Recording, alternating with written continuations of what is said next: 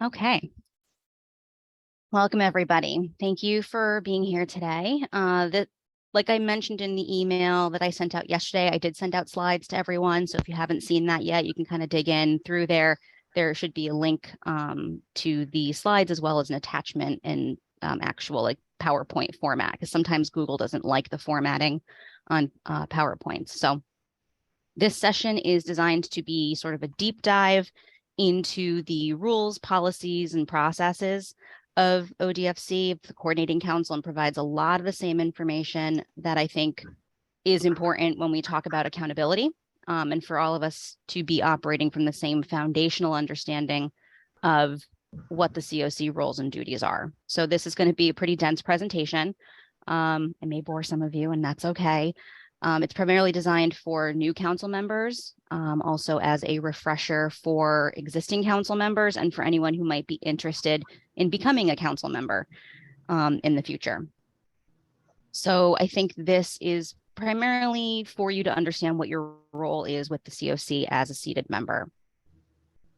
So this was primarily designed based off of the volume of questions that I get throughout the year.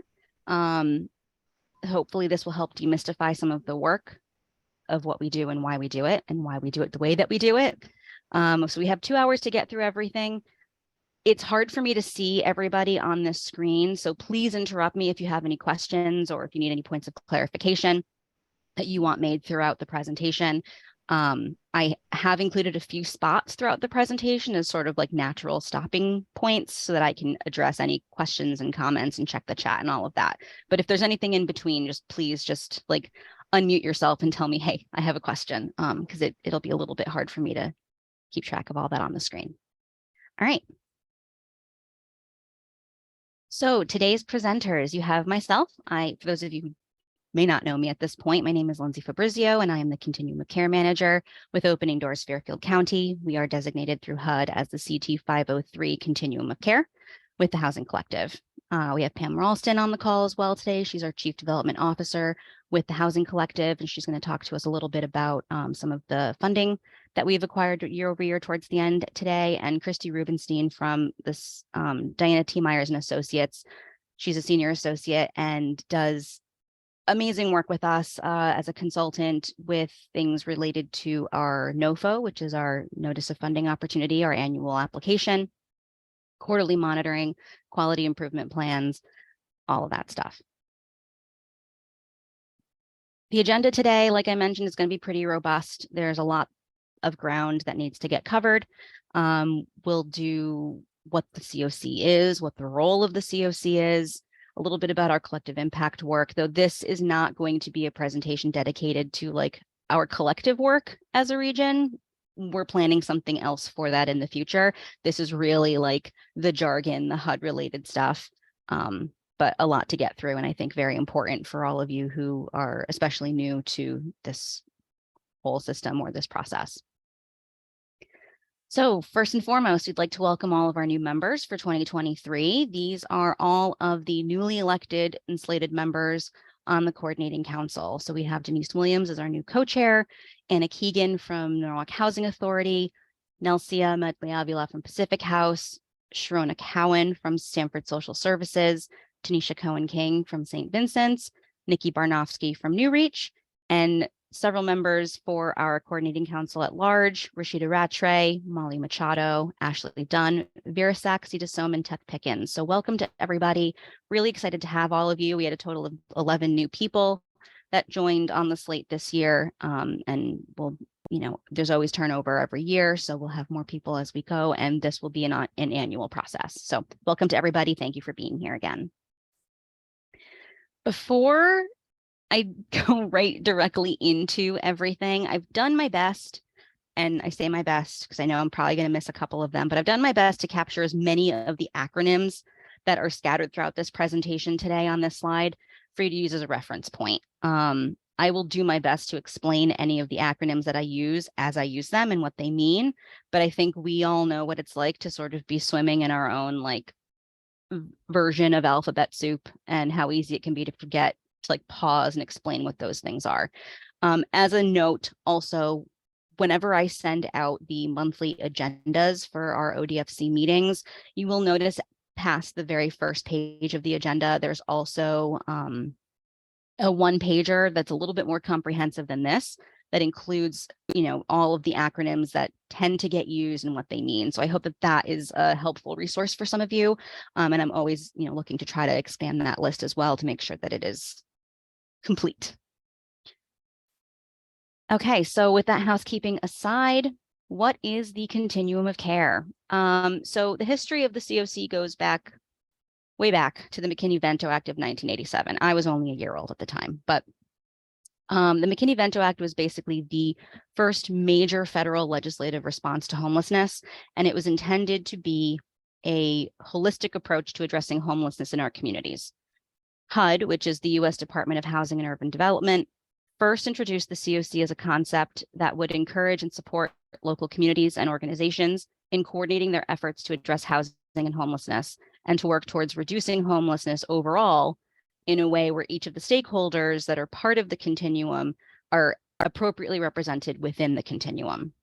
So ultimately, the CoC, or the continuum of care, is a community planning body, which is required by HUD in order to organize and deliver housing and services to meet the needs of the folks that are in our regions that are experiencing homelessness, with the hope that they eventually move into stable housing and are able to remain self-sufficient over time.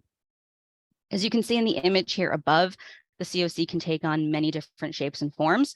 Some CoCs encompass single cities or clusters of cities. Some of them may be dedicated to a particular region with certain characteristics, and others may encompass what is known as a quote unquote balance of state, which is what you see here. One of the CoCs in Connecticut actually is a balance of state CoC. So Connecticut has two major continuums of care. We have Opening Doors Fairfield County, which is our CT-503 CoC, and it encompasses the geography of Fairfield County.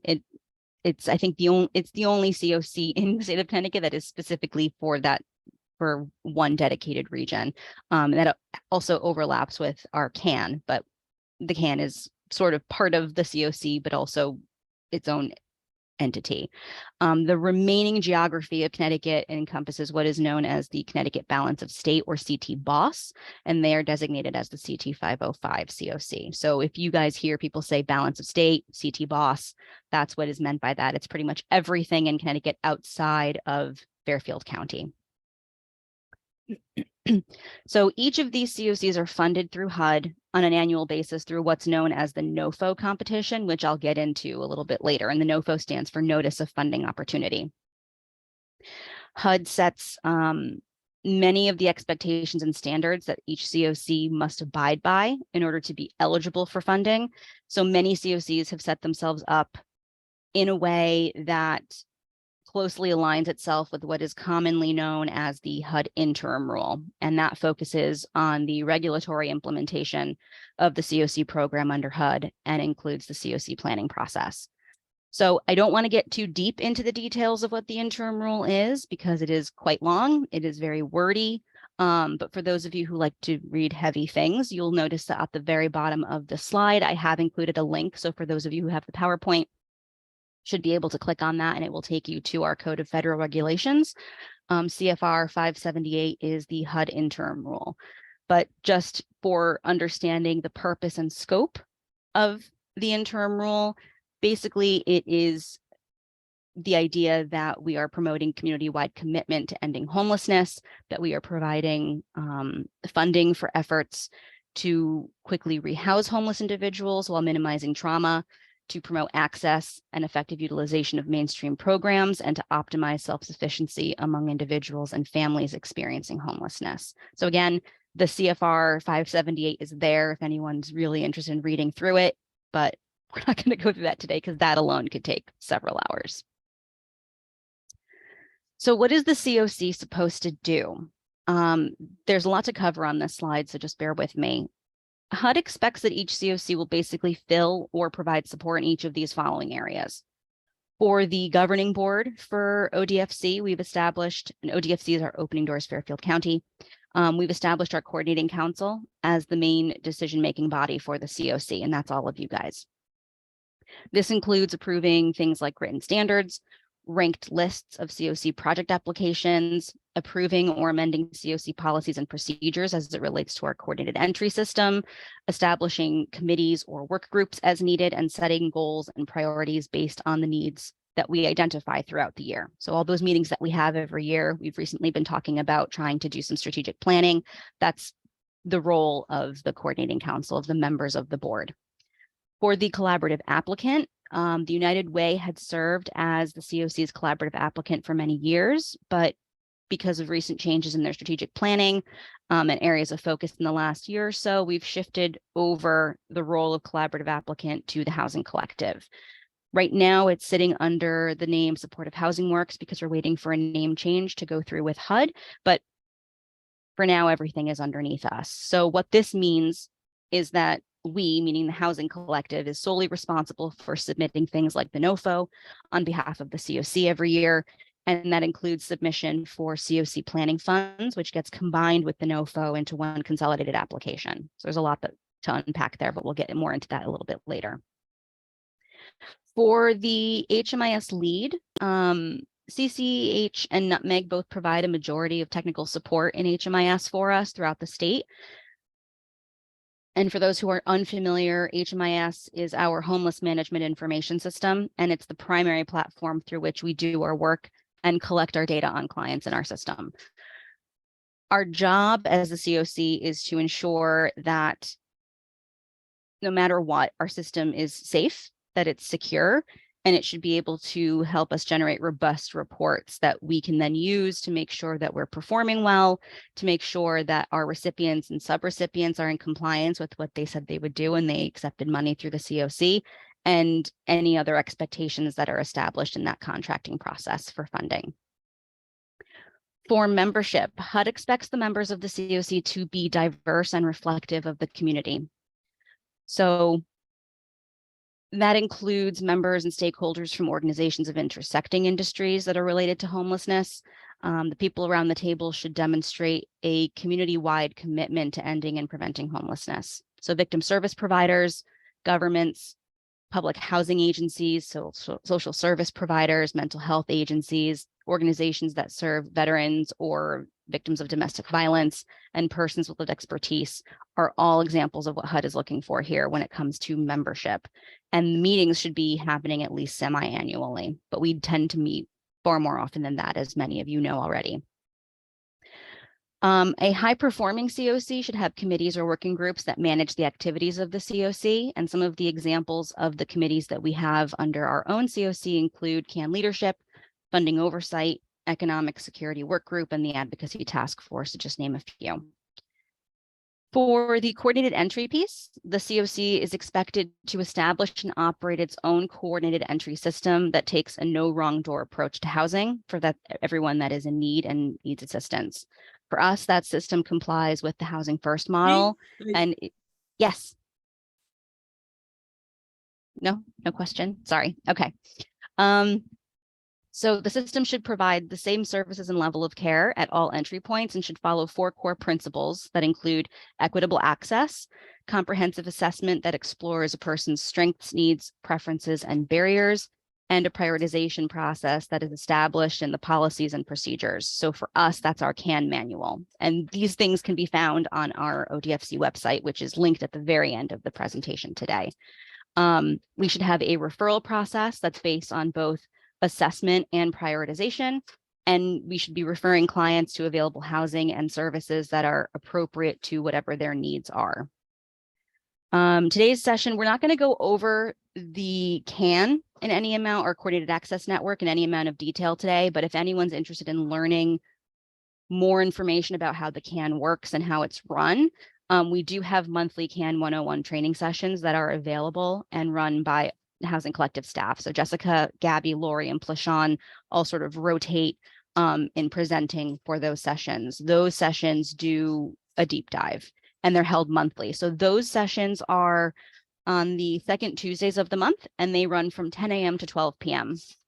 I believe that there are several of you who have attended those recently and have found that information to be really helpful. So I encourage everyone to check those sessions out if you are interested in learning more about the CAN specifically and what the coordinated entry system looks like for ODFC. Finally, in 2021, HUD included in the NOFO an opportunity for COCs to expand their point totals when they submitted the NOFO by showing that they were engaging with people with lived expertise in their work. I think ODFC has made some really great strides in this work over the years in particular. We started with our youth advocacy board known as Youth to Lead Change several years ago. Youth with lived expertise were involved in the planning and development of YHDP, which is our youth homelessness demonstration project. And we also have been working in a statewide initiative known as CLIP, or the Consumer Leadership Involvement Project, which was led by the Corporation for Supportive Housing. And that was a cross-collaborative effort with CT-BOSS and ODFC and CSH. So we worked together with members who had lived expertise and getting them deeply involved in the work that COCs were doing. And, through that process and through that pilot, we actually have 2 members who are new to our slate this year. We have Teth and we have Verasac, and both of them have been exceptional in the work that they have contributed to the COC. So we definitely, even though it's now a required thing by HUD, definitely work that we've been sort of setting the groundwork for a long time. We also pay the people that work with us in this capacity because their expertise and their time and everything is just as valuable as anyone else who is sitting on the slate. So that was a lot to cover, but in order for us to be able to do all of the things that were on that previous slide, the COC needs to have some very tough conversations. So we need to know that what we're doing is working through data outcomes. We need to know that the projects that are being funded through the COC are delivering on what they said they would. And if they aren't, then we need to put policies and practices into place to make sure that they can get back on track with the right support or risk losing their funding during a future round of funding opportunities or renewals. And we need to make sure that our priorities are truly aligned with what needs to be fixed or supported in the system and in our region. We can only really make those things happen if we're properly organized, if the right people are at the table, and if that table includes people with lived expertise and people who have a desire for advocacy and continuous improvement. I've often heard, nothing for us without us. And that, I think, rings true when it comes to system-wide change and system-wide work. So the COC needs to be flexible and be able to respond to whatever issues, crises, politics, or pandemics that may get in the way of our business as usual. See a couple of things in the chat here. Let me just take a look really quickly.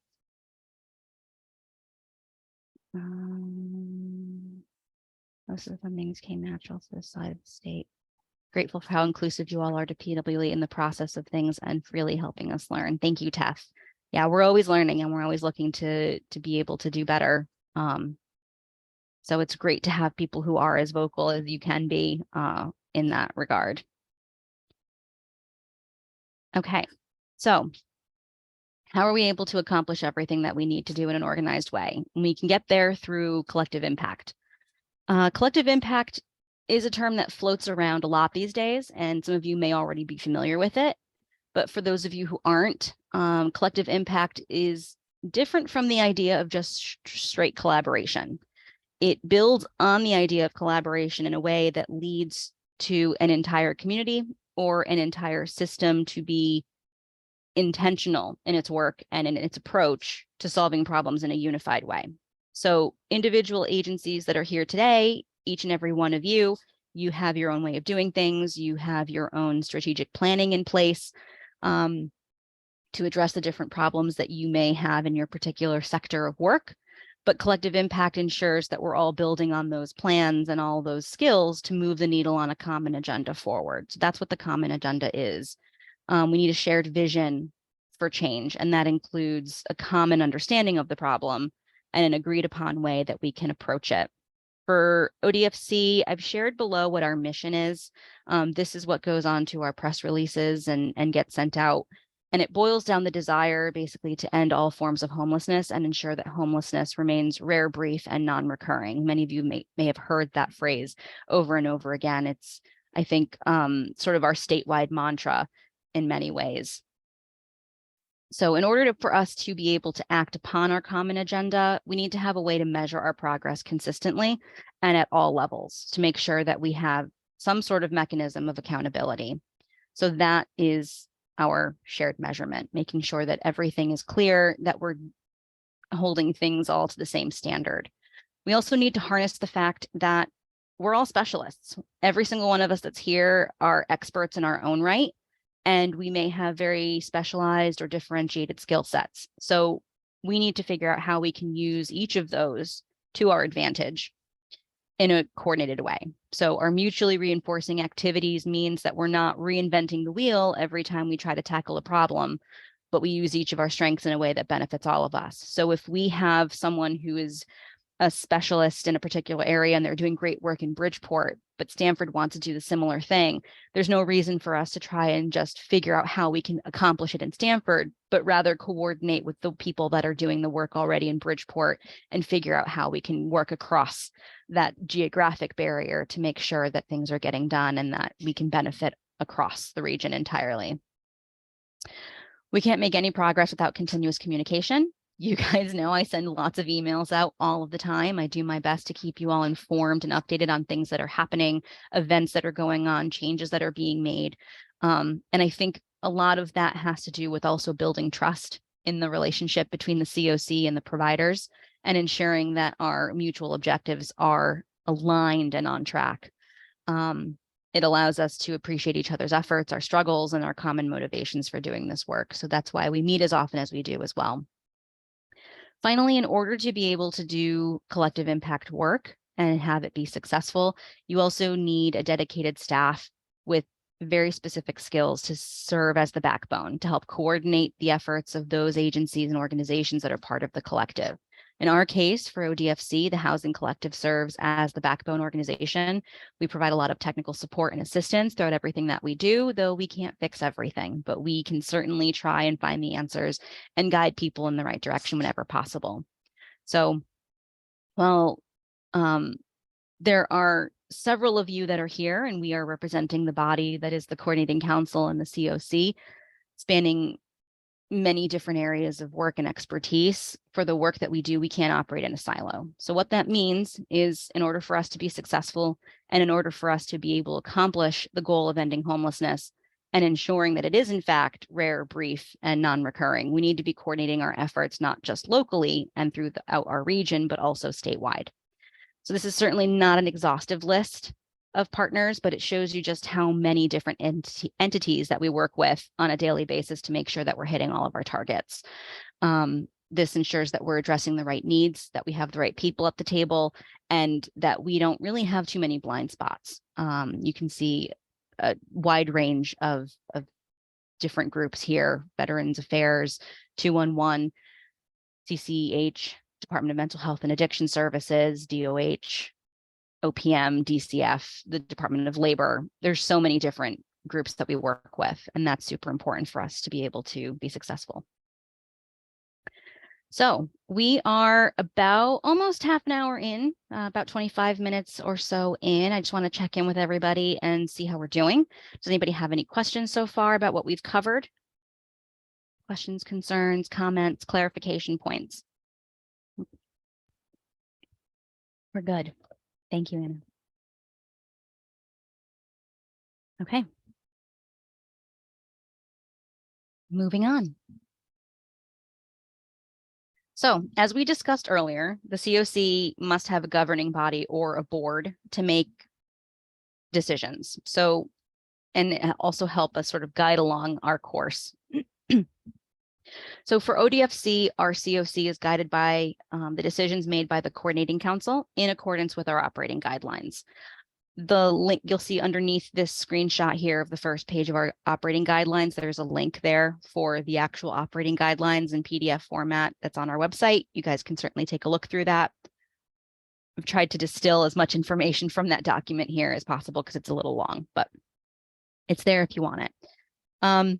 Many CoCs may refer to the operating guidelines as a charter, the bylaws, or some other terminology, but the meaning is basically the same. Our operating guidelines contain all of the information regarding our governance structures, our procedures, and anything else that's needed for us to be able to do the work. So the operating guidelines tells us how many people are included in the ODFC membership and from which communities, and it tells us how new members are recruited and elected.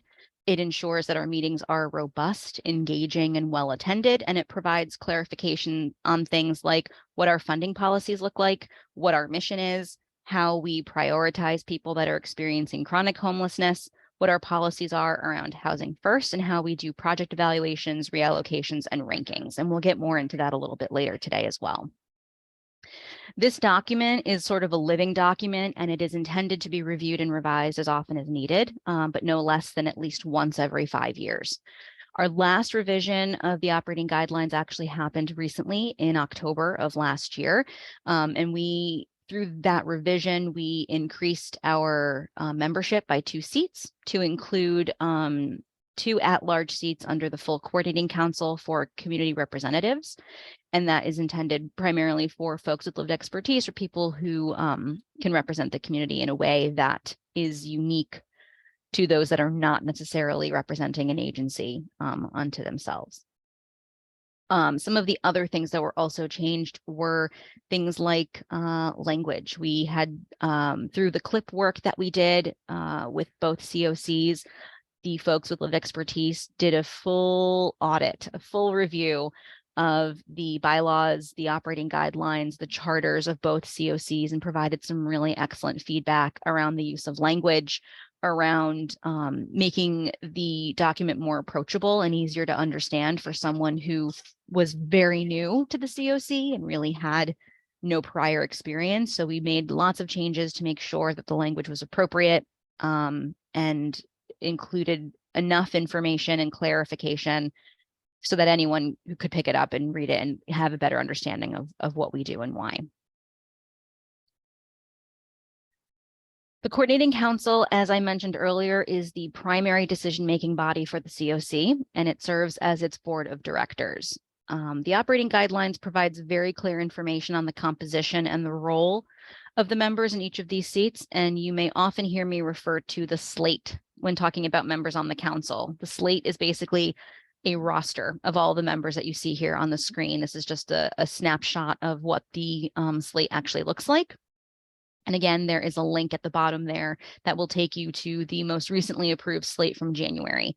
So it has plenty of information on there. I've sort of changed the format of the document in the last year or two to kind of make it a little bit easier for people to understand. I had gotten a lot of feedback that the way that terms were tracked was a bit confusing, and a lot of people often ask who held seats prior to them. So I've included some of that information here to make it easy for people to take a glance and really get an understanding of when they started, when they should stop, and all of that. Let's see. I've also included on here, you'll see the final comment, it says conflicted. So that is whether or not a member is currently receiving CoC funding. And if they are not, then they are considered non-conflicted, and they encompass a separate body called the non-conflicted members of the Coordinating Council. You'll see me refer to them as NCMCC throughout because it is a mouthful to say, but that's what those folks are coming. That's where they're coming from. There's also a second sheet on the document for those of you who have clicked into the document to take a look. There's a second sheet at the bottom that documents attendance. I do track attendance at our meetings, and I'll get a little bit into that later, but that is something that we started doing last year, and the Coordinating Council agreed would be a good idea to start doing. So the slate has a total of 45 seats that are divided up in a couple of different ways. We have 4 officers that represent any community or at-large region, but must include 2 co-chairs, a secretary, and a treasurer, and the treasurer serves as the co-chair for our finance committee. That is the only officer seat that is required to occupy a co-chair position. The executive committee was established originally as a way, so the council is then broken down into a subcommittee. So you have the full council, which is the full slate, the entire membership of everyone, and then within the slate is a subgroup known as the executive committee. So the executive committee was established as a way for organizations who are a little bit more directly involved in the day-to-day of serving our homeless population at the front end, and to have their leadership and expertise meet on a more regular basis to discuss a lot of the operational and programmatic issues, barriers that come up, and concerns at the system level to try to organize and troubleshoot ways that we can resolve those issues, and then report progress and updates to the rest of the council on a quarterly basis. So the full coordinating council membership, including the members of the executive committee, meet quarterly in January, April, July, and October to discuss the higher system level concerns, barriers, and strategies. And the executive committee meets sort of in between all of those meetings, along with the quarterly meetings, to really dig deep in the more day-to-day issues and work to be done. So HUD expects the governing bodies to meet at least semi-annually, as I mentioned earlier, but we knew that we needed to get a lot of work done year-round, and that not everyone that was on the slate would necessarily need to be or want to be involved in sort of those hyper-local conversations that happen. So all of our meetings are open to the public. Anyone can attend them at any point. But the executive committee technically convenes 12 months out of the year, and the coordinating council is really only expected to attend on a quarterly basis. But certainly, if you're on the coordinating council, the larger body, you can join any of the meetings that you would like. But really, the voting and everything else that you're expected to do as a member really happens at those quarterly meetings, so those should take precedence. Each section of the coordinating council is also further broken down by the 4 local continua. So representing Greater Bridgeport, Greater Danbury, Greater Norwalk, and Greater Stamford. So for example, Greenwich would be under Greater Stamford, Stratford and Fairfield would be under Greater Bridgeport, Westport falls under Greater Norwalk, etc. Members are restricted to 1 person per agency per sub-community. So for the larger entities like DEMIS or others that serve several communities at once, there could potentially be more than 1 member serving in different communities if needed based on the work that they're doing. But in the same vein, there are also seats dedicated to at-large members, which are not geographically restricted. And they are often used for organizations, entities, or persons that may not serve a single region, but provide broader services to the system at large, or serve a number of different communities in different capacities. So some examples of at-large seats that we currently have could be, for example, the member that we have from the Fairfield County Community Foundation, Department of Housing, the United Way, or Connecticut Fair Housing, just as examples. So as a member of the coordinating council for ODFC, there are a number of expectations or roles and responsibilities that have been assigned both by the operating guidelines, which I linked in the previous screen, and here in this document. And this document was newly developed last year and approved by the coordinating council during our October caucus meeting. And I will explain what that is on the next slide. So slated members of ODFC are expected to have an attendance rate of at least 65%. The full coordinating council meets quarterly in January, April, July, and October, as I mentioned earlier. So for those of you that are not part of the executive committee, you are expected to attend the quarterly meetings in preference to the in-between meetings, as I mentioned. And this is where voting happens, where information is being shared and information that's happening in the other meetings are really distilled. So those are important for you.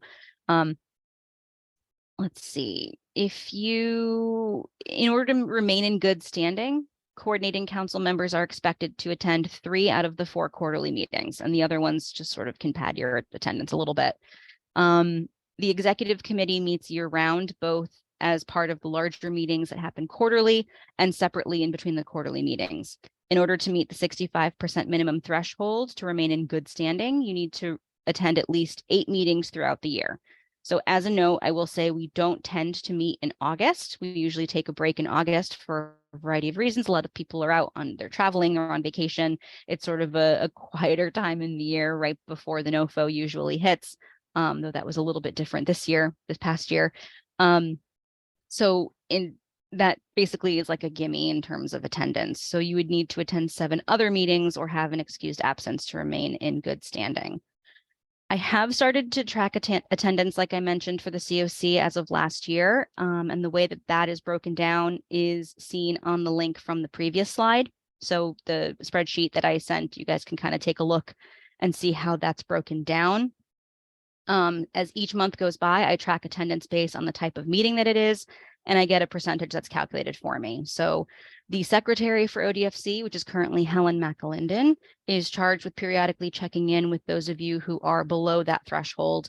And we typically do that sort of after the October caucus meeting so that the nominating committee can deliberate over the membership and determine if changes need to be made, if people need to come off, or if someone is intending on, improving over the next year.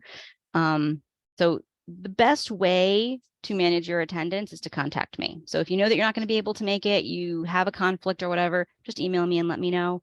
Otherwise, if we don't hear from you, it's just going to be marked as an absence. And that, if we don't hear from you for half of the year or for a year, then that really kind of lets us know perhaps you can't commit to being on this slate. So, I know that tracking attendance may seem unnecessary, and it's certainly not meant to be an infantilizing process or a punitive process by any means. But the reason that we do this and why we kept this in our operating guidelines is because we want to ensure that we can have high quality, engaging conversations month to month.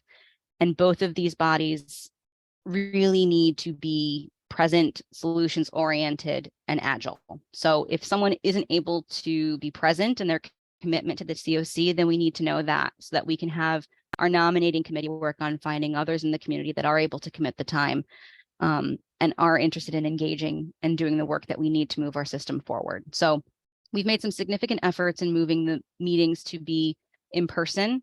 And I went through quite a long struggle of trying to make sure that we found ways to be able to have the meetings be hybrid and have hybrid capabilities available so that there would be fewer barriers to attendance. So we want everyone to be there as often as possible.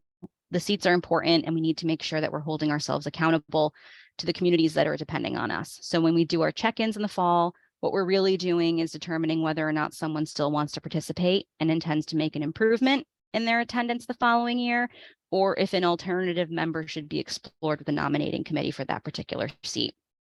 So the CoC is committed to publicly announcing any vacancies, and we seek nominations from the region at large. So once a new nominating committee is selected in October, I meet with them to review and discuss potential nominees to be presented to the council for a vote in January. In general, I think ODFC tends to vote on things through general consensus rather than through a hard vote whenever possible. And that's, I think we very rarely have any situations where the room is clearly divided and a vote is particularly contentious. But in the rare case that we do need to have a discussion and actually go through a proper vote, we do follow the Robert's Rules of Order, and only the slated members that are on the council and are in good standing, meaning your attendance is up, are able to vote. Officers don't vote unless they need to break a tie. So that's sort of the process with voting. Finally, for those of you that are slated members but are not recipients of the CoC funding, like I mentioned earlier, you're part of a body that's known as the non-conflicted members of the Coordinating Council. You embody a very important piece of the CoC puzzle because you are considered to be the final arbiters in critical decision-making as it relates to funding policies, procedures, approving our NOFO submission every year, and voting to make final decisions on recommendations from the Funding Oversight Committee.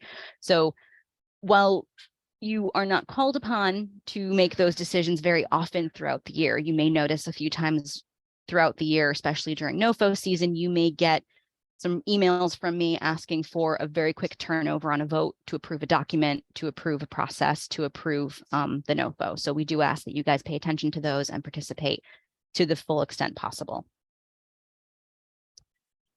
One of the most important committees. Yes. Sorry. Yeah. Oh my God! I was going to ask, like, who? Yeah, I'm sorry. Go for it. Like, who doesn't receive the funding? Like, how many agencies or? So can you repeat your question one more time? Sorry. Yeah, you talked about people who are not conflicting, right? Because they don't receive the funding. And correct. I was asking, like, how many agencies are that don't receive funding, or in general? I was asking. There's quite a lot of agencies that work through us that don't receive funding, but for this particular body, for the non-conflicted folks, that is specifically for the members that are on the slate that don't receive the funding. So if you go through, if you go to the PowerPoint, you click on the link for the slate, you'll see at the very end, that last column shows like yes or no. So those agencies that say no are the ones that do not receive CoC funding, and therefore they are not conflicted. So that's why they're the ones that are chosen to make decisions about our funding policies and everything else, because then there's no conflict of interest for them. Okay, great. Yes. Thank you. Yes. And we do ask, and I think Christy may get into this a little bit later on. We do ask, you know, if someone is part of the non-conflicted, the NCMCC, if they are part of that body, and they know that they are either submitting an application for funding for the CoC, or they know that they are going to become conflicted, that they recuse themselves from that process and let us know. So we try to be very consistent and clear on that with everybody. Hope that answers your question. Okay. So with the nominating committee and the October caucuses. So I think one of the most important committees that we have for ODFC is the nominating committee. The nominating committee is a unique body. It's 4 members that are comprised of either past or current members of the coordinating council who have been on the slate or involved with the CoC and involved with the CoC. It's not or. So you've been on the slate and you've been involved with the CoC for at least a year. Members are elected by a caucus of their peers during the October coordinating council meeting and represent each subcommunity within the CoC. So during the October meeting, it's always in October. So the October meeting, if you're going to attend any of the meetings, October is the one that you definitely need to attend. During the October meeting, coordinating council members are broken up into small groups. Over the last couple of years, we've done this all virtually through Zoom using breakout rooms. But, you know, we're going to be meeting in person this year, so it's going to be in person in small groups. Each community gets broken down into its small groups, and you have one representative for each agency within that caucus, and everyone in that group will discuss and elect a member that will represent their community's interests in the selection of new committee members. So you'll go in your breakout groups. We usually do about 10 minutes for the breakout groups. You discuss, you know, either who's currently on, whether that person wants to continue to stay on, or whether a new person should be nominated for whatever reason. And so the members can serve. Sorry, my throat is dry. Give me 1 second. Okay. So you discuss the potential person who's going to represent your community, and the members that are elected can serve up to 3 consecutive 1-year terms. And that's the max. And they must be agreed on as the person representing the community by a 2/3 vote. So if for some reason the subcommunity cannot come to an agreement based on a 2/3 consensus, then the officers can step in and temporarily assign someone to represent that community until that caucus for that community can make a decision to find someone else to take on that role. So the entire process takes about 20 minutes under normal circumstances and has been, like I said, done virtually before, but will be in person this year. I'm not sure how that will be done in a hybrid capacity this year. That's going to have to be something that I explore. I don't know if it will be able to be done in a hybrid fashion. So it may need to be done just in person. Perhaps those who know that they won't be able to attend can like voice their opinions to the members of their community as part of the caucus, so that way they're taken into account, but we'll have to kind of work through that as we get closer to October this year. Okay. Questions about the caucus. I know that one is, that is one that I get lots of questions on every year. Okay. So once the nominating committee has been established at the October meeting through the caucus, I follow up with that group to discuss current membership, to discuss attendance, and provide them with an overview of what their roles are in this process. So we put out a public announcement to ODFC, and we let them know that the nominating committee is soliciting nominations or volunteers to be added to the slate in January. And then I compile whatever that list of responses looks like, and then we get to review it with the nominating committee. The nominating committee will also dig into sort of their own established networks and their own relationships within the CoC to provide recommendations for nominations to the slate, and those all get discussed.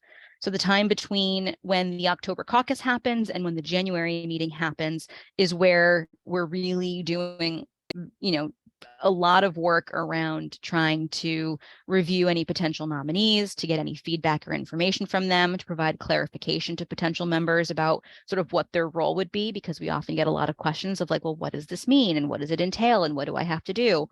So we try to get all of that work done between October and January, which is a bit of a tough time of year because a lot of people are on vacation and we have a lot of other things going on, but we do our best.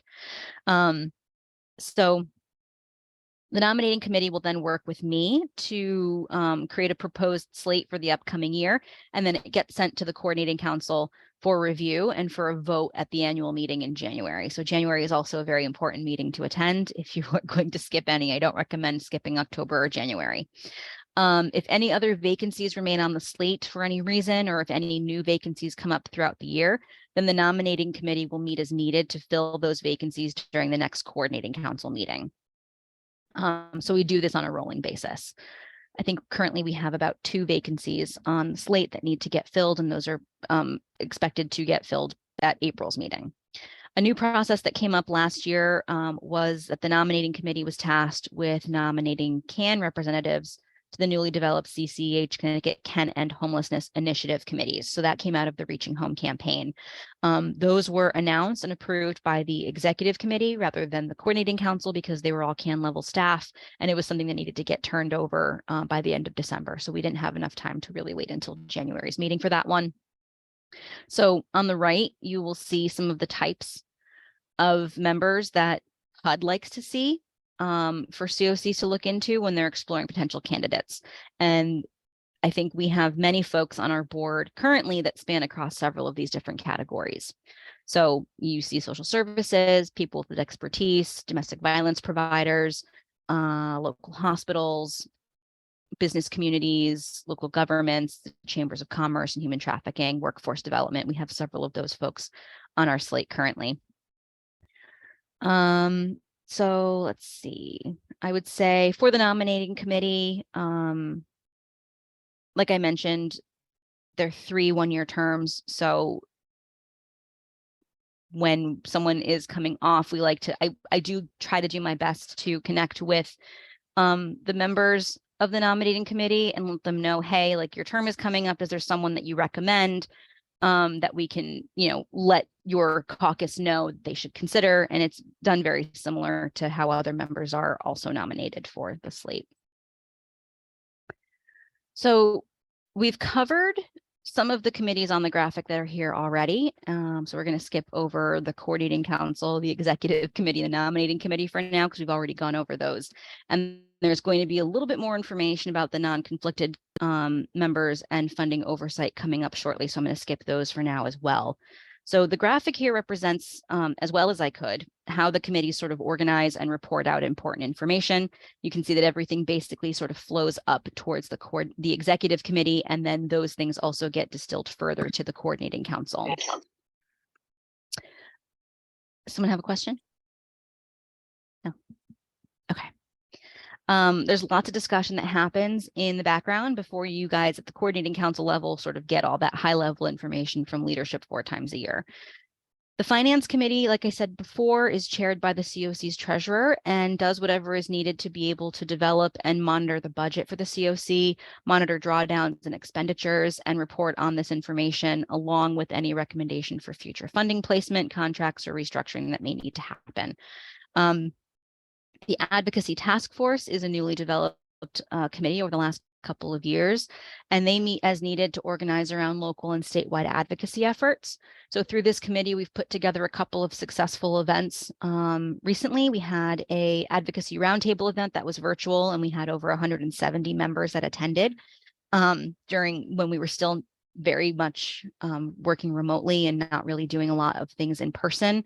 We had also an in-person event for the HUD Roundtable at Norwalk City Hall. We had probably about 75 people that attended that event, and that included the mayor, some local landlords, and HUD representatives, which was great to see. And the body also provides continuous updates regarding the policy work that's being done statewide through CCH's committees and any other information that trickles down from things like appropriations and other entities. So that's a very important committee, and they tend to report as consistently as possible during our monthly meetings.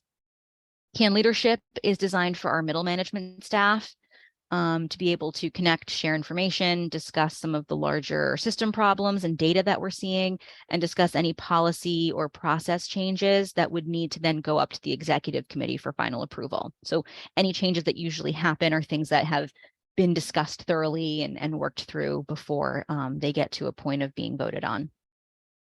Our Housing First teams are intended to be hyper-local think tanks, if you will, where leadership in each community can come together to look at data trends, to look at chronic homeless numbers, and try to resolve local issues that are unique to each sub-community. We all know that the sub-communities all have their own very unique quirks to them, so it's important to have those conversations ongoing.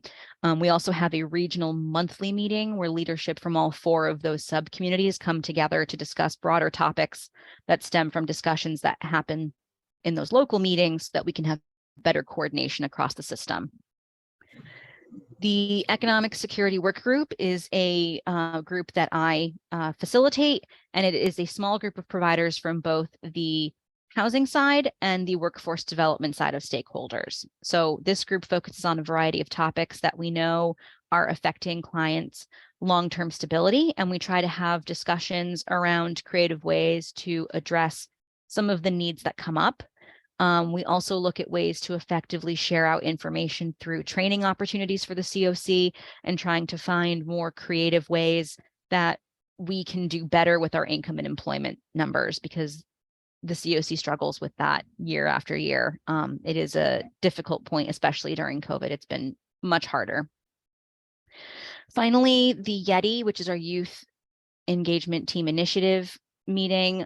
It's currently meeting a bit irregularly right now due to some staffing changes, but generally meets quarterly, and it meets with providers across all of Western Connecticut to discuss data, to discuss trends, and to discuss some system level issues that are related to youth and young adults, including our newly developed minors CAN system. So this list is, of course, not an exhaustive one. We sometimes create new work groups or temporary committees as needed to address more pressing issues as they come up.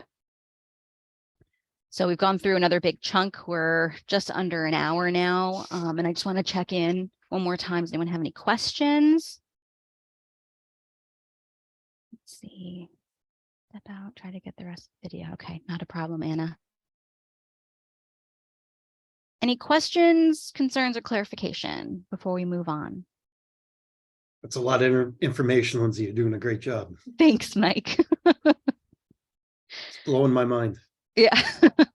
I agree. And I'm sitting there, is this all in your head or you have a script, but you're doing a fabulous job. I have Thank you. You're welcome. I have lots of notes. I've been dreaming about PowerPoint slides for the last 2 weeks. Thank you. Okay, so if no one has any questions, then we're going to move on. Okay, so the next section of my slides moved back again. Okay, so the next section of today's onboarding is going to get a little bit more technical. I know it's already been pretty technical already, but it's going to be a little bit more technical as it relates to our annual NOFO process. So again, the NOFO is our Notice of Funding Opportunity for the CoC program. And it's the way in which the CoC is able to apply for funding, which supports, as of last year's application, Pam is going to go over the numbers, but I think it was about 30 renewal projects altogether, along with our 2 YHDP projects that were non-competitive last year. Christy and Pam will explain all that. And I think comprised of about $19 million. You can see I've highlighted here. This is sort of what was submitted last year. So Pam will go over that in a little while. Christy's going to get into the details around the NOFO and the roles and responsibilities of the bodies within the CoC as it relates to the NOFO. But I think it's important to know going into this section of the presentation that good data is super important. we need good data, not only to our system when we talk about things like returns to homelessness and retention, and many of the things that we talked about earlier this week at the ODFC Executive Committee, if you were in attendance. But it's also important to understand how our CoC scores on a national scale and how those scores determine whether or not we're able to keep everything funded year over year. So things like our quarterly monitoring for projects that receive funding through the CoC, our system performance measures, and our point in time count all filters down into this critical piece of the funding puzzle. So I'm going to, let's see, go ahead and turn it over to Christy now. Hi, everybody. I know some of you and some of you I don't know, but I'm Christy Rubenstein. I'm with DMA, and we are CoC consultants. We do a lot of work with the CoC around the NOFO competition, the CoC program NOFO. And so I'm going to talk about sort of that competition.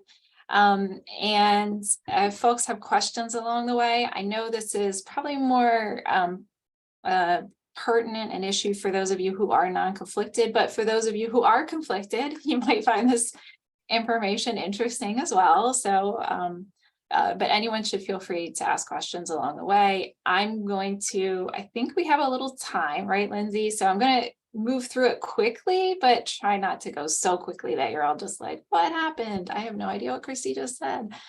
Yeah, so we're really good on time today. So good. Okay. So I'm going to start off with the CoC program interim rule, the dreaded interim rule, which is, as Lindsay said earlier, very long and sometimes quite specific and then sometimes quite vague. The program, CoC program interim rule, I'll just say was initially created in 2012 and then updated in 2017. It is still an interim rule. We hear rumblings of a final rule being released at some point in the future. But nonetheless, this is what we have to work with. Under the interim rule, CoCs as an entity are required, really, it's part of your duties and responsibilities as a CoC to review and evaluate projects. And I'm mentioning this because it's just sort of like, why does the CoC kind of like go about doing what it does, or why does it do this thing at all?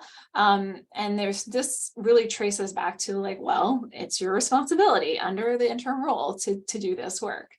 And that includes establishing appropriate performance targets. Appropriate really is referring to appropriate to, say, the project type or the subpopulation being served, right? So that's a charge.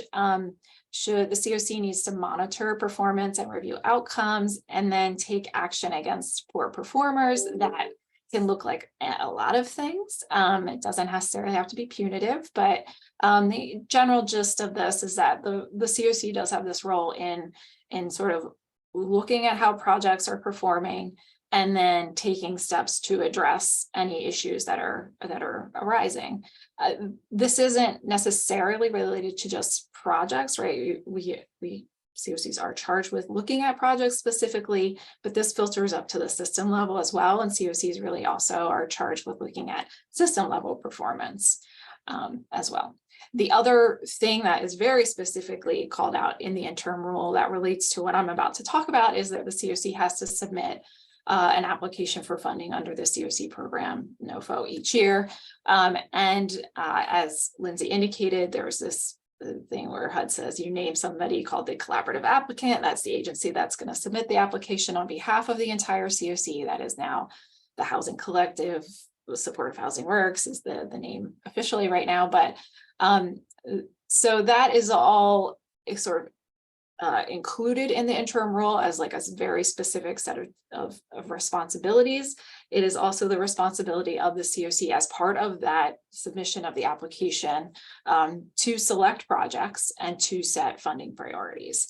So these are like things specifically called out that the CoC is responsible for doing. The CoC program competition, just in terms of general info, I just want to set the table a little bit. Most of what I'm talking about is really specific to the CoC program. and funding from the CoC program. But the other big piece of the funding puzzle from HUD, right, at the federal level is the ESG program. So I just wanted to make sure folks were clear.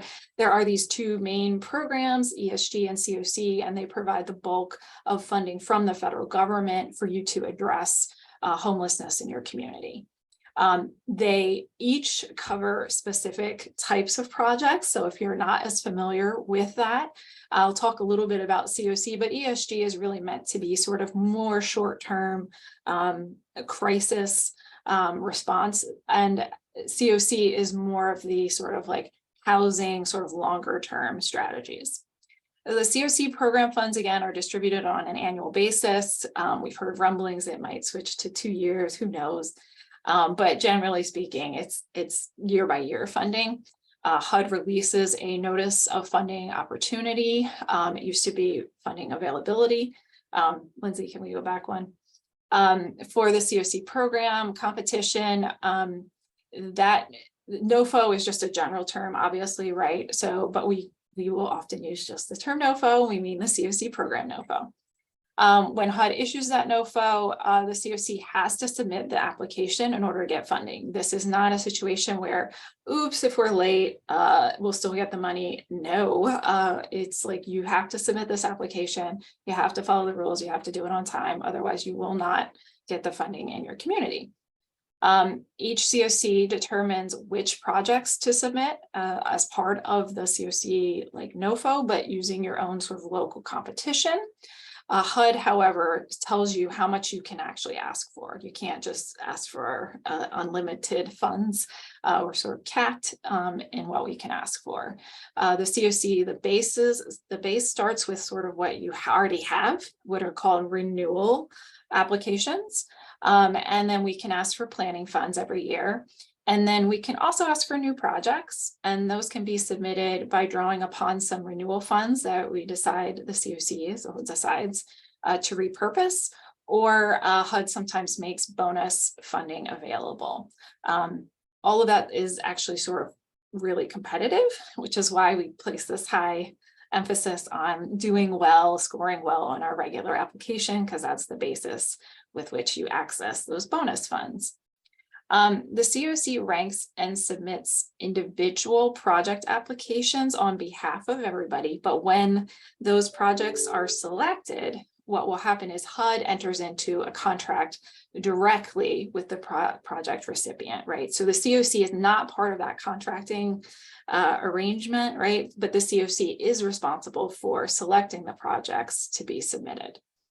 After submission of all the applications, HUD reviews all the CoC applications, scores them, and then the lower ranked project applications will also be scored and sort of ranked and determined if they will be funded. All right, so in terms of funding sources, as I said before, we start off with our renewal amounts, which is our annual renewal demand.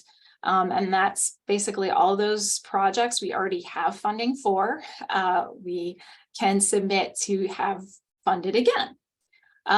However, the CoC can also say, you know what, this project is maybe not working as well as we would like, or they're not spending all their funds or whatever, like there are issues with it. We're going to take some money from it, or we're going to take all of the money from it, and we're going to put that funding to a new use. So that's what we call a reallocation. Other parts of funding that might be available are a CoC bonus. This has had many names over the years. It used to be like a permanent housing bonus, and then it was that they give it the regular bonus. But basically, it's a pot of funding that CoCs can apply for new projects, essentially. And that usually, over the last few years, has been fairly open to basically most of the project types. But I'll just note that you can't ask for things like safe haven funding anymore. You can't ask for supportive services only. That's not for coordinated entry. And you can't ask for transitional housing or street outreach. So like those are off the table typically in a regular CoC competition. There's also been a DV bonus funding made available, and that's specifically to serve clients who are fleeing domestic violence. And so those have also kind of had a limited use, primarily rapid rehousing, transitional to rapid rehousing, and coordinated entry specifically for the DV system. So much more limited there in terms of who can be served and what the project types allowed are. And then the CoC always gets asked for some planning funds. That's a set amount, 3% of the annual renewal demand.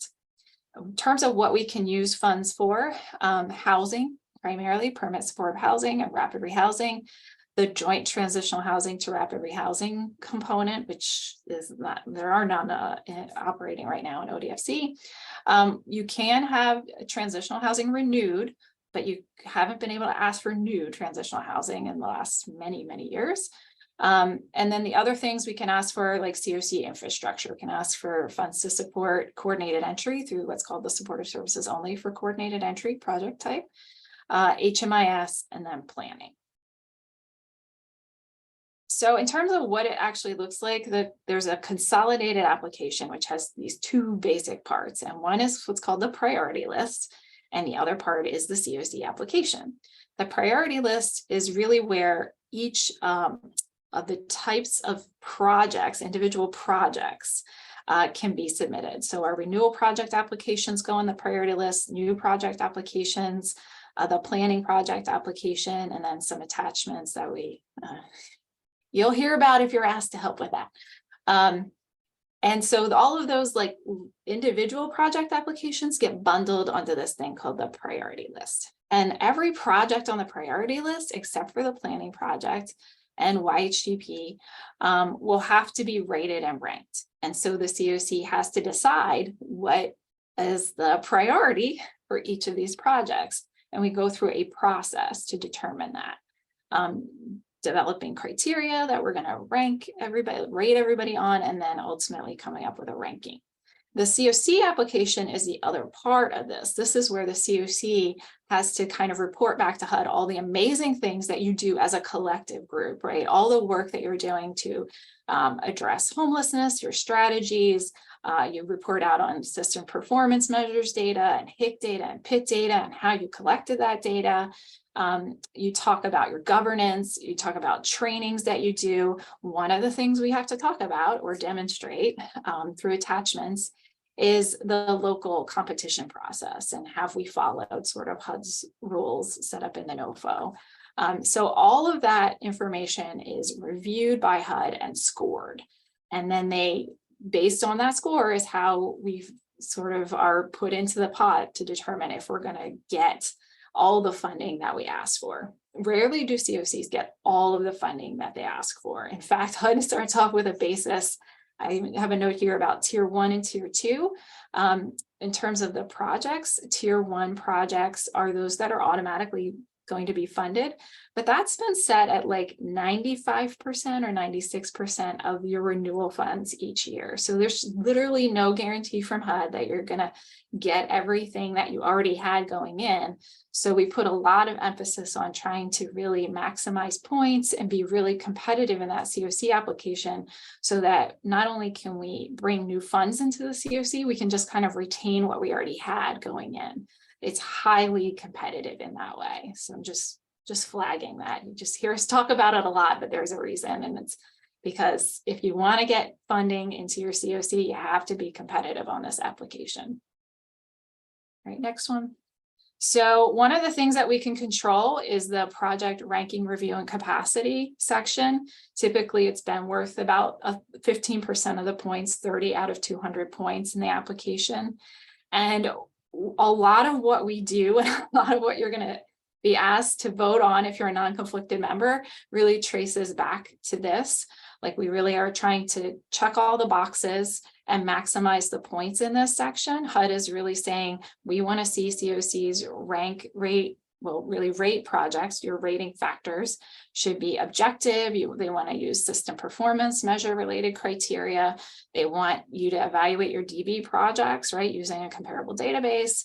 They want to know that you are looking at severity of barriers faced by program participants when you're looking at which projects are doing well. They want to see rapid returns to permanent housing. They want to see, you know, us promoting racial equity in the local process, and that means a few different things, but they also want to know that COCs are willing to reallocate from poor performers. And they want to know that you, as a COC, followed a process by which grantees were given enough sort of time and notification around whether they're going to be included and how to submit applications and all that stuff. So these are the different elements that we're trying to maximize the points on each and every year so that we can get those 30 points. It's also important to note, like, HUD isn't asking for these things because they're being mean or anything. Like, these are all things that we should be doing as a system to have a fair and transparent process that is really looking at the effectiveness of projects across the system. All right, the NOFO timeline, you don't need to know all of these things, but the big point here is that once the NOFO is released, we're kind of working against the clock. So this year, we're trying to get way ahead of schedule. And right after this meeting, those of you who are non-conflicted are going to be asked to review funding policies because we're really trying to move ahead of where we have been in the past and try to get that stuff to you earlier so that we can move on to the other parts of the application. Once we already know based on prior applications kind of like how this is all going to unfold. And so really our charge here is to try to give everybody enough time.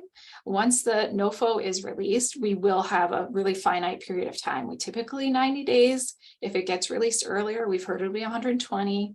Last year it was 60 days. It was really rough. So we're trying to meet the deadlines HUD establishes in the NOFO. And the big ones are 30 days before the due date for the application itself, the full application. They're saying all project level applications have to be submitted to the CoC, right? So we're always working against that deadline. And the next one is we have to notify everybody at least 15 days before the deadline in terms of whether their project is going to be on the CoC's priority list. So those are the really big two that are important for the work that we do with you and why you're going to see us maybe like push stuff out. Hopefully this year we're way ahead of the deadline and we don't, we're nowhere near the 30 days or 15 days. But that's our goal, is to kind of move things forward this year. In terms of roles and responsibilities, so there are two main, sort of bodies that are making decisions. And the funding oversight is the one that's going to do a lot of the more granular work around the CoC competition. So funding oversight is, for those of you who might be interested in joining, a great opportunity to really dig in to all the sort of details around sort of how the funding competition unfolds and the policy development and the scoring criteria. It's actually really interesting work. And I encourage anybody who might be interested to talk to Lindsay and see if you might be able to join us this year. But what they're going to do is, like I said, dig into the details of it. So their task is really to review and recommend to the non-conflicted members of the coordinating council the following, which is project evaluation, reallocation, selection, and ranking policies. I'm going to call those as shorthand the funding policies, right? So the policies that will guide the work. So they dig into some of the details of that. The renewal project evaluation and scoring standards, do kind of an in-depth review each year of like, do we have the right criteria? Are benchmarks fair? All that good stuff. Then they dig into the actual scoring of renewal projects. While the staff DMA does a lot of the work on the actual scoring, there are opportunities where we have to take things to funding oversight to say like, well, the scoring standards say this person, these things are coming up. So they weigh in on that. They help wade through all the appeals that are filed on scoring, which is just when people say like, well, I think I need an exception to this rule for this reason. They go through all of those. They'll weigh in on reallocation and assessing if there are projects that should be reallocated and for how much. and appeals related to reallocations, and then new project solicitation and related materials. So the application for the new projects, the RFP, all that stuff. They'll take the first pass on selecting new CoC funded projects, right? To those projects that applied for CoC funding and who's going to get selected to move forward. And then the final sort of task here is ranking and tiering of all CoC funded projects for the NOFO. That's like the last step, right? You have to select all the projects first, and then you got to rank them.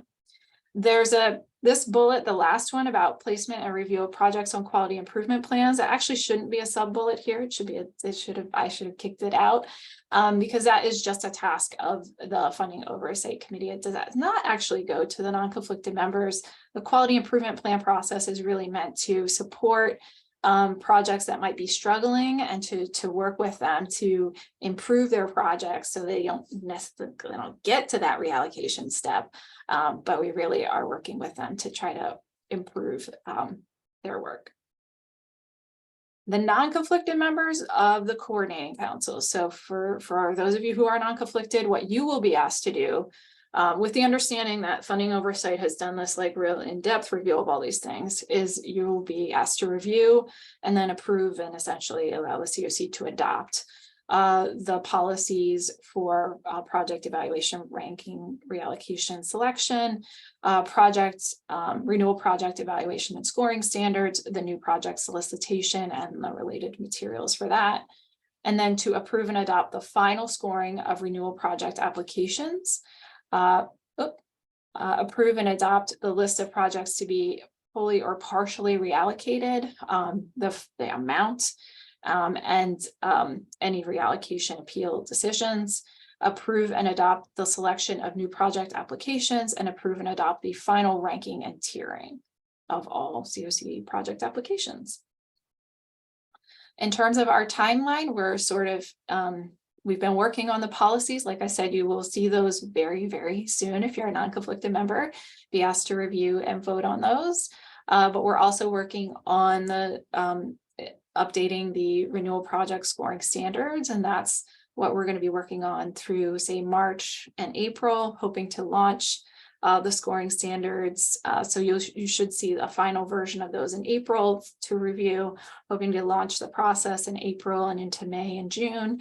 At the same time, we're going to, in May, June, July, kind of be looking at things like our new project funding priorities and the solicitation for new projects.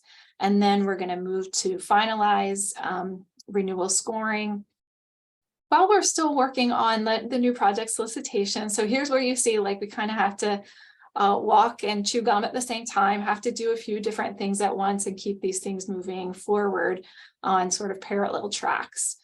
So you might be seeing a bunch of stuff from us if you're a non-conflicted member, but just know we're kind of like trying to pace things so we can get through our funding policies first, start the renewal project evaluation process, and then start to identify what our funding priorities are for the new projects, and then work our way to selection of things like renewal projects, who's going to be reallocated, and then the new project selections.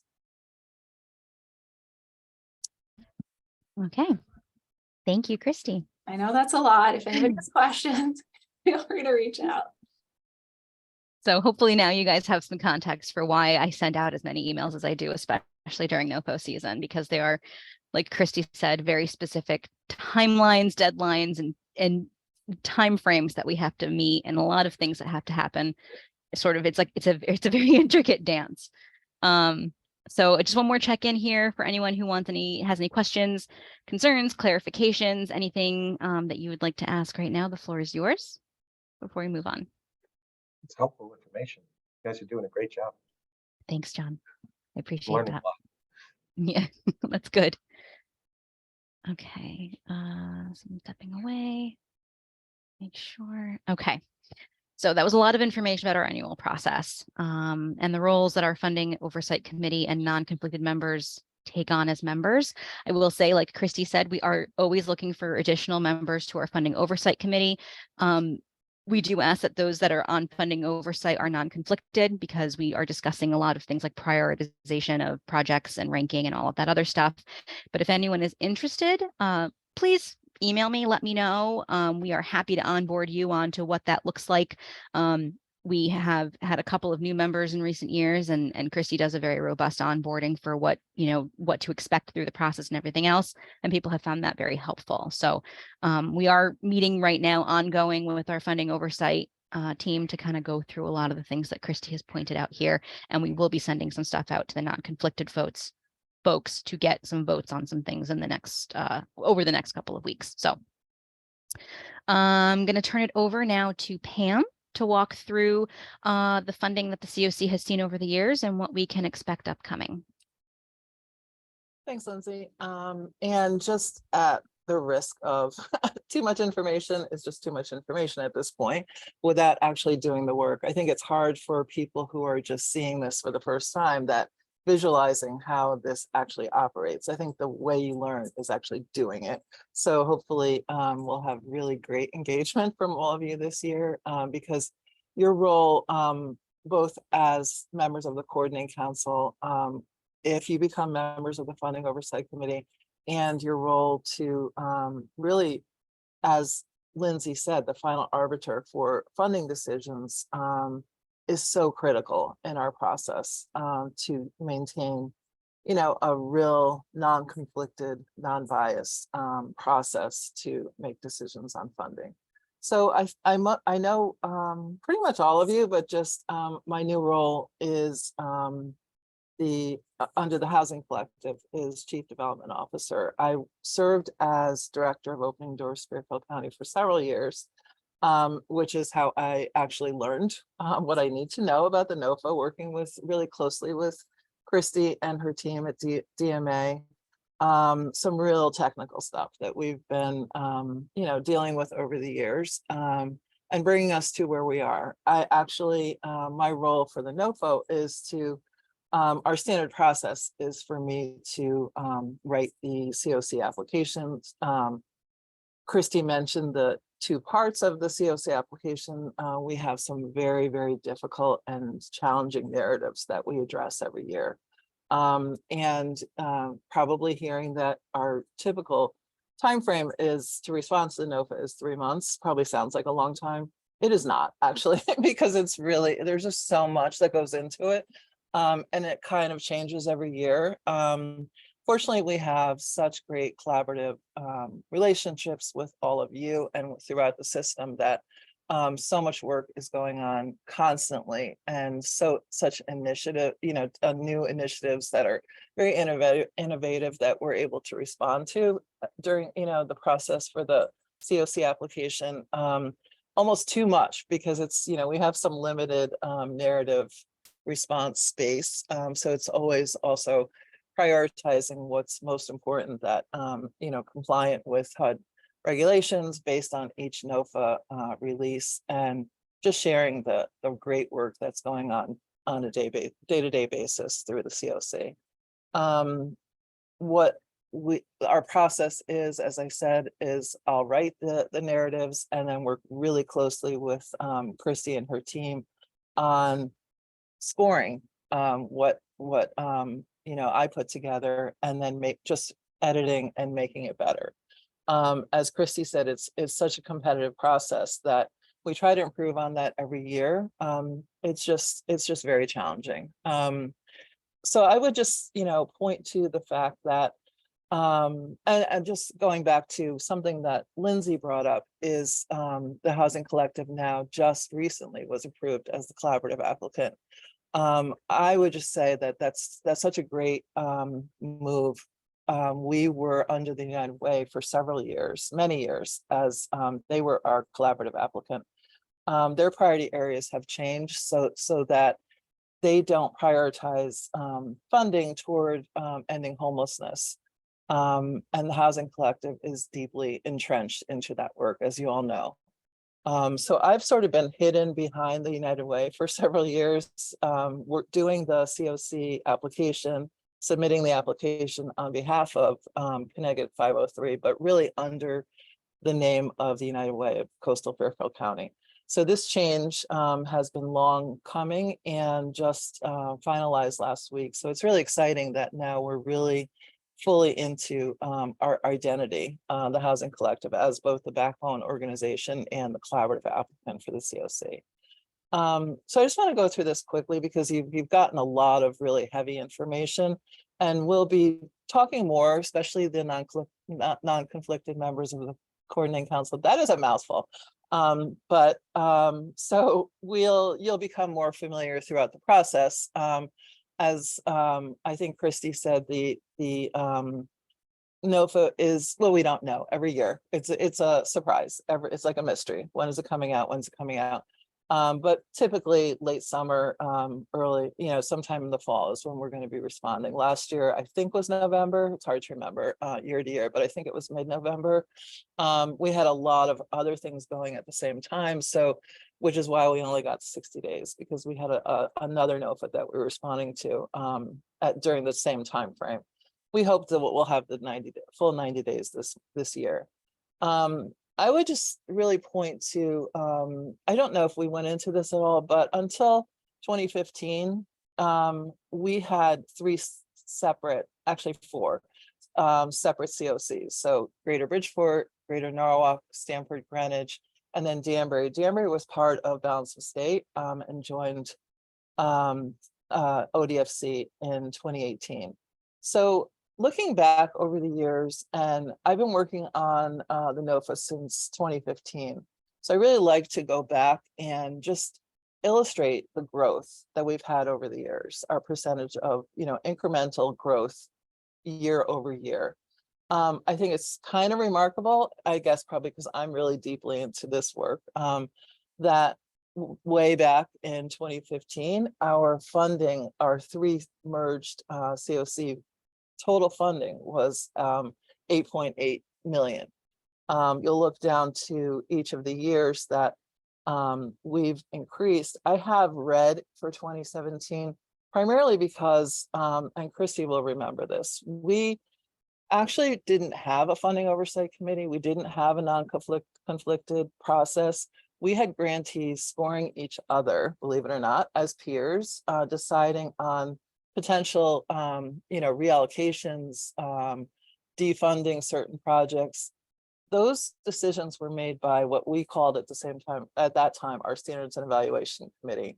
Those were all providers, and they were making decisions. They were scoring each project, and they were peer organizations. And then at that time, really making decisions as to whether or not those projects would be included in the annual application. Through a lot of discussions with our field office and with our prior director, Alana Cable, we realized that was a process that we really needed to move away from and to get into a very non-conflicted, non-biased decision-making process. And also, I would just point to the year 2017.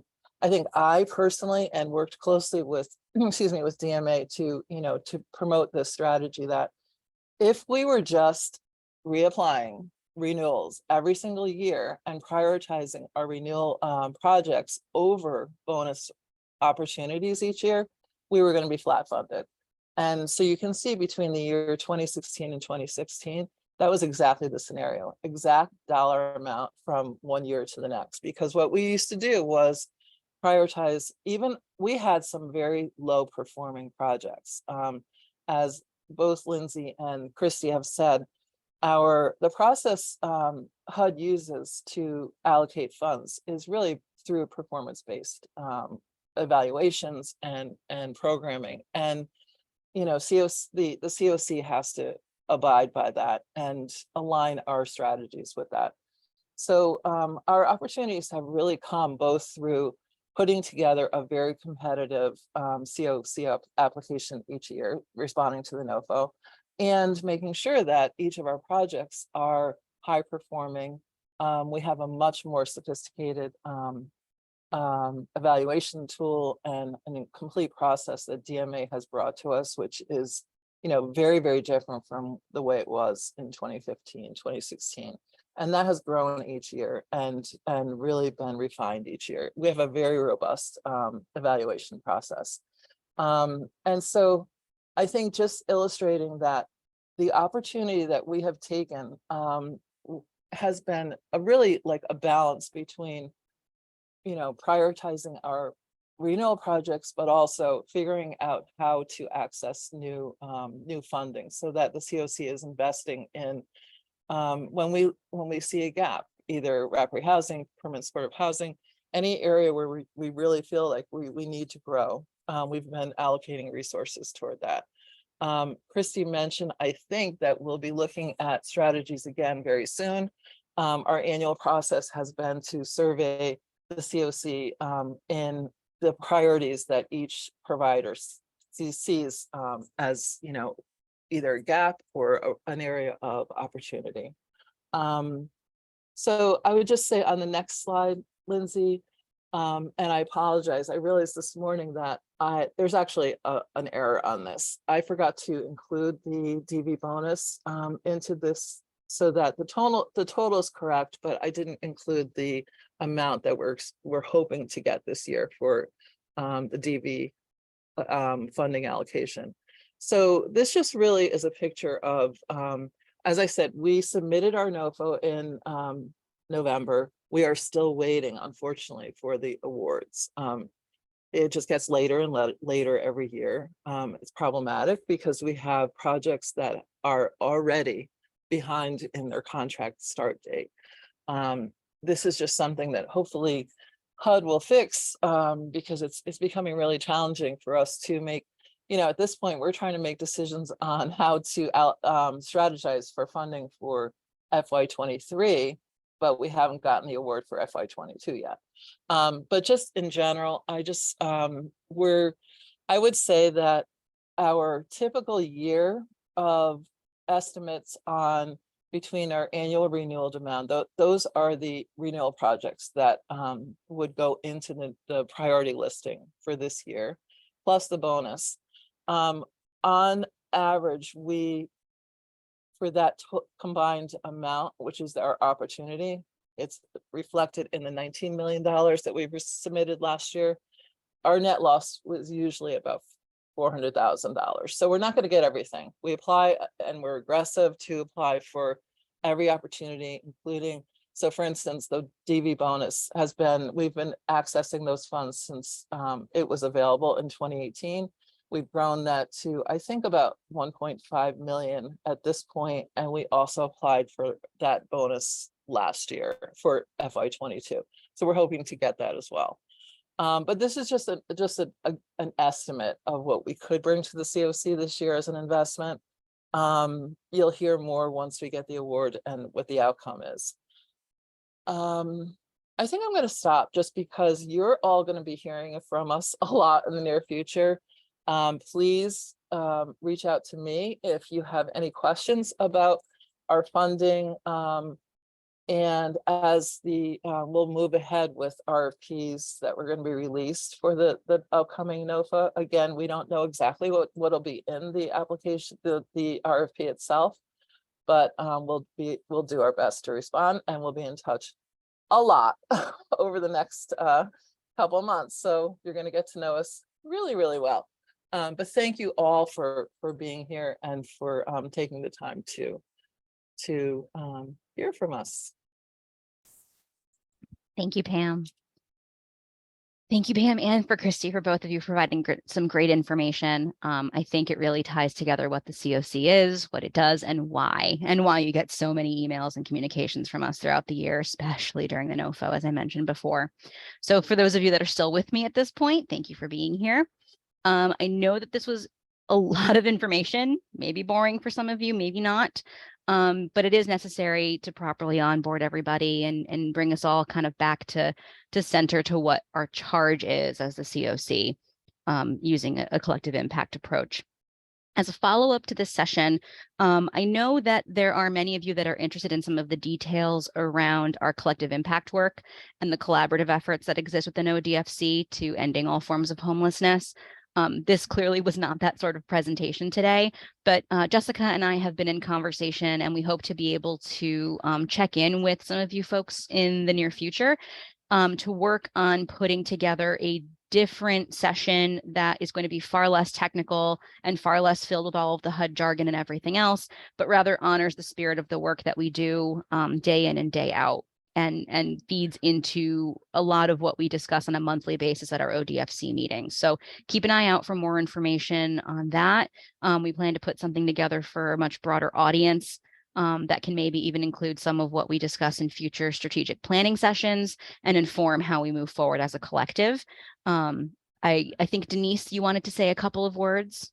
I did. I just wanted to do a real big shout out of thank you to Lindsay, Christy, and Pam.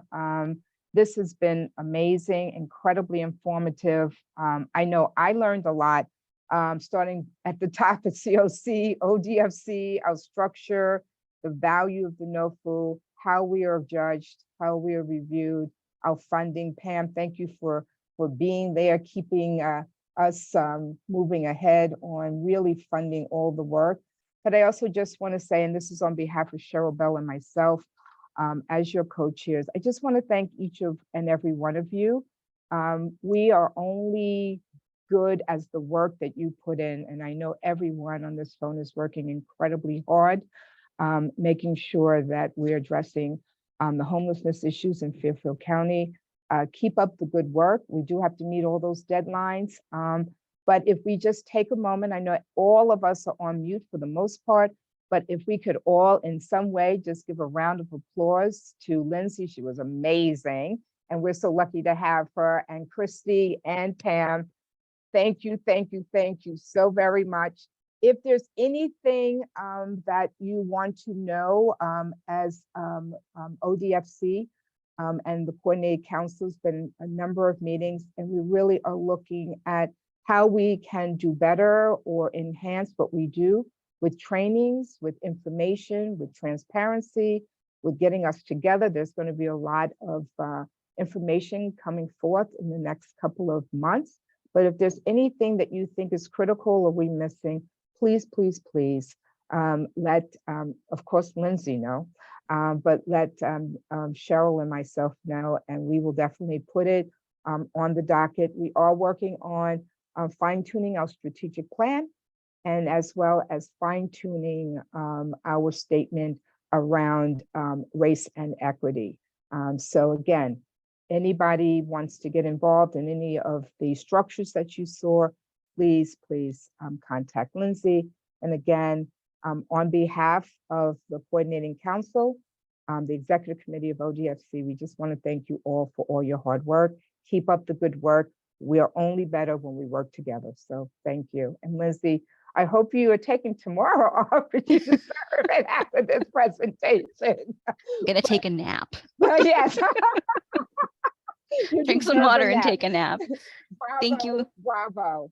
Thank you very much, everybody. And then just to draw your attention really quickly on the slides, the very last slide on the PowerPoint includes all of the links that I referenced to earlier today, including links to our website, contact information for myself, for Pam, and for Christy. And also you'll notice on the, let me share it really quickly so you can see on the last slide here, you'll see I have included also the links on the right here for our Google Drive folders for the coordinating council and for the executive committee. So for those of you that attend the meetings often, you know that I've sort of switched over from adding attachments directly to the emails to sending links, and the links are all live. They're in the Google Drive, and I also upload our minutes from all of the meetings on there. So the agendas are there, the minutes are there, and any and all attachments that get included on those meetings are all